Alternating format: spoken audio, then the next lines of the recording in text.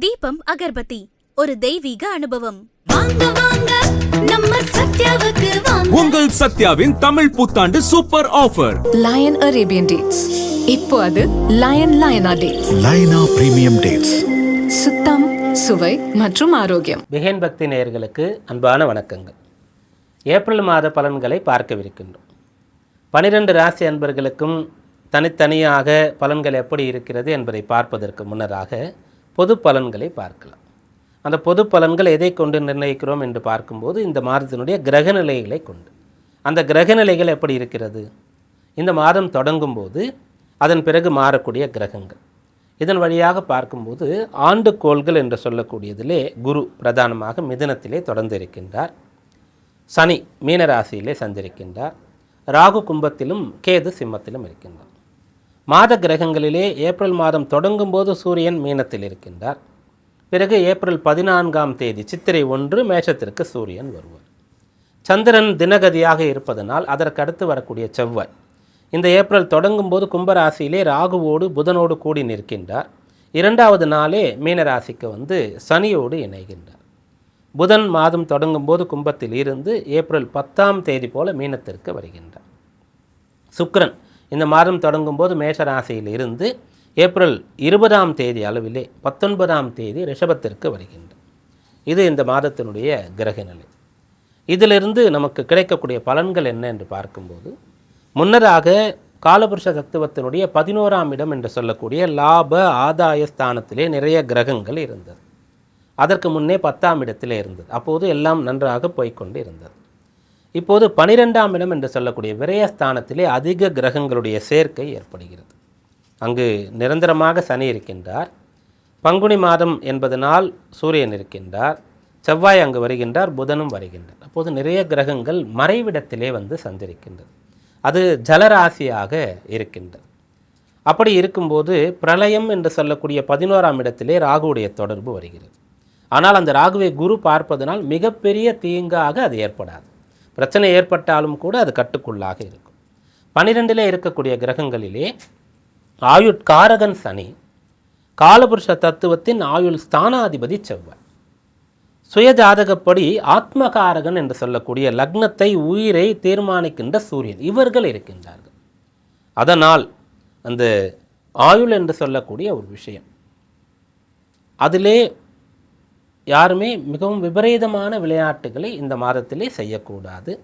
போர் பதற்றங்கள் மிகுந்து இருக்கக்கூடிய இடங்களிலே இந்த ஆயுள் இழப்பு என்று சொல்லக்கூடிய விஷயங்கள் ஏற்படுகிறது.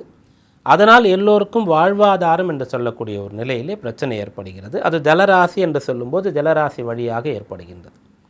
இதையெல்லாம் எதிர்கொள்ளக்கூடிய ஒரு நிலை இப்போது இருக்கிறது. எல்லாமே முடிவுக்கு வரும். ஒன்று, சூரியன் மேஷத்தில் உச்சம் பெறும்போது கொஞ்சம் சரியாகும்.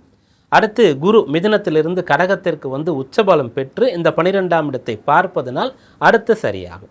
இப்படி கொஞ்சம் கொஞ்சமாக சரியாக போகின்றது. இது பொதுவாக. தனியாக ஒவ்வொருவரும் 12ஆம் இடம் என்று சொல்லக்கூடிய விரயபாவம் என்று சொல்லக்கூடிய நிலையிலே செலவை குறைக்க வேண்டும். செலவு செய்வதாக இருந்தால் தேவைக்கு செலவு, பிறகு தர்மத்திலே தர்மம் செய்வது என்று சொல்லக்கூடிய ஒன்றை கடைபிடிக்க வேண்டும். சிக்கனமாக இருக்க வேண்டிய அவசியம் இருக்கிறது. தேவையற்ற செலவுகள், பிரயாணங்கள், ஆடம்பரமான விஷயங்கள், இதை தவிர்க்க வேண்டும். மற்றபடி எதிர்காலத்திலே நாம் காக்கப்படுவோம். இப்போது இருக்கக்கூடிய நிலை கொஞ்சம் சாதகமற்று இருக்கின்றது. அதனால் இந்த காலத்திலே ஒவ்வொருவரும் அனுதினமும் சிவ வழிபாட்டை தங்களால் முடிந்த அளவிற்கு செய்ய வேண்டும். பஞ்சாட்சரம் உச்சரித்து கொண்டு இருக்கலாம்.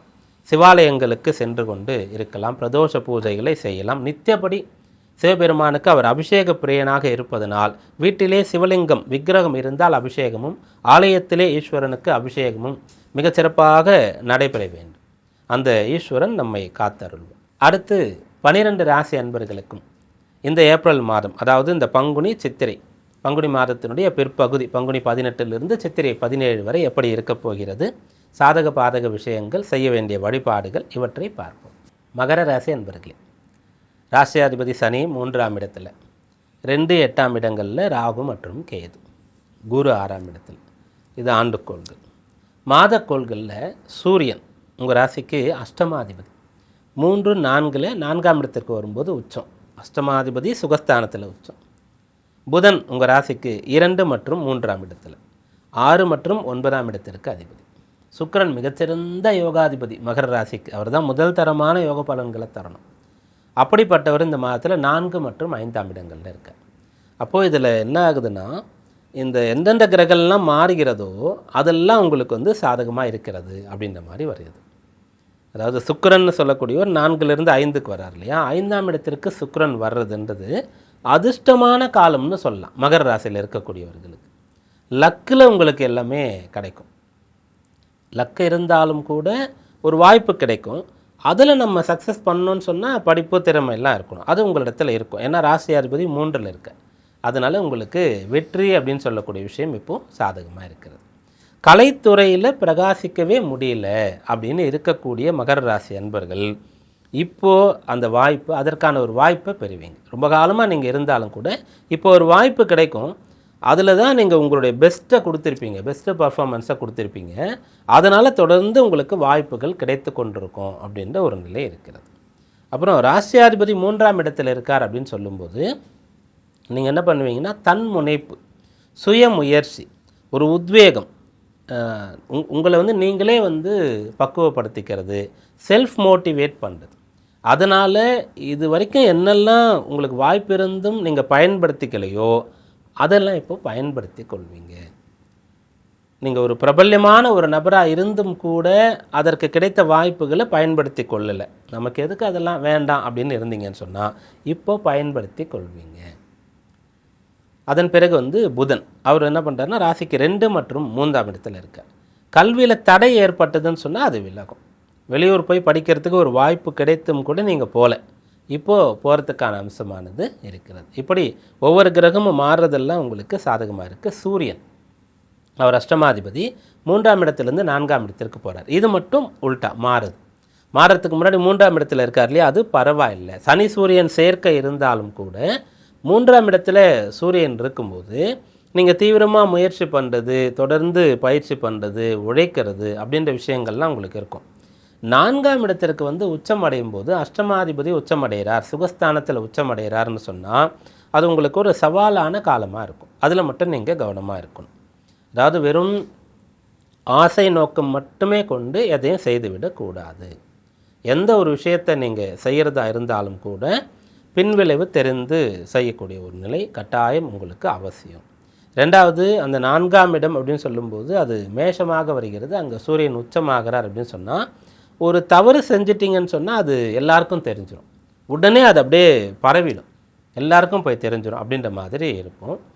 ஒரு எப்பயோ செய்த தவறு இப்போ வந்து வெளியில் கொண்டு வந்து அதற்காக தண்டனை கொடுக்கக்கூடிய, அபராதம் செலுத்தக்கூடிய ஒரு நிலை ஏற்படக்கூடிய வாய்ப்பு இருக்கிறது. அப்படிலாம் வந்தால் சைலண்ட்டாக வரும்போதே நீங்கள் அந்த அபராத தொகையெல்லாம் கட்டிட்டு அதை சரி பண்ணக்கூடிய ஒரு முயற்சியை பண்ணணும். எப்படியாவது தப்பிக்கிறதுக்கு வாய்ப்பு இருக்கா அப்படின்னு தேடக்கூடாது. அப்படியாக கொஞ்சம் கவனமாக இருக்க வேண்டிய அம்சம் இது. மற்றபடி இந்த மாதம் உங்களுக்கு பொதுவாக கல்வி நல்லா இருக்குன்னு சொல்லியிருக்கோம்.